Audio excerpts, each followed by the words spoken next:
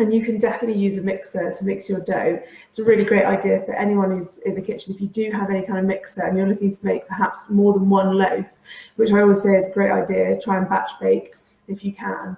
If you want to do the bigger amounts in a mixer, then go for it. There won't be any difference in the finished dough as long as you know how to use the mixer to put together your bread dough. So I've got a traditional stand mixer here, and I'll just bring it in.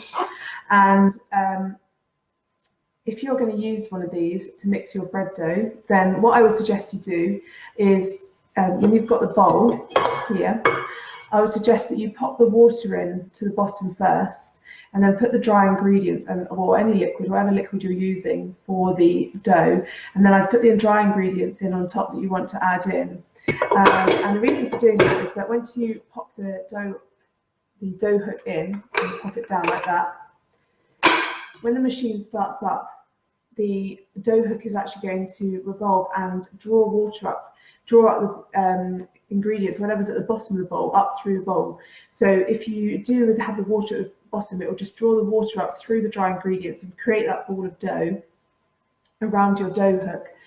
And once it's formed a ball of dough, then stop the machine, make sure it's formed a ball of dough around your dough hook, and then pop it back down. And you might be able to see on the dial there, it's a bit small, but mine goes from 1 up to 6, 7 maximum. So I would only ever have that on speed 1 or 2. And I would just leave it for 3 to 4 minutes. So that's once the ball of dough is formed, I would just turn it up to speeds 1 or 2. And really low speed. Just bear in mind, you don't want to burn out the motor. Dough is quite heavy, and also the machine action will knead your dough much more quickly than you will by hand.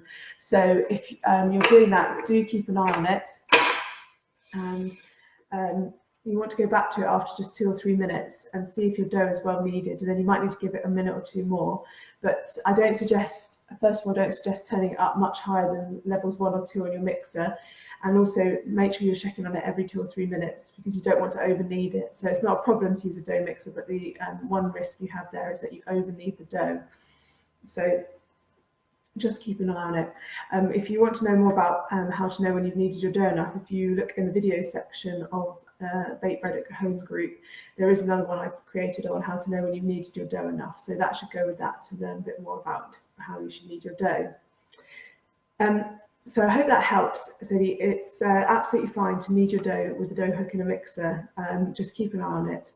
And how long should you leave it? I would say 2 to 3 minutes each time, and have a check. And then it shouldn't take more than 3 or 4 minutes with the dough hook for a simple dough.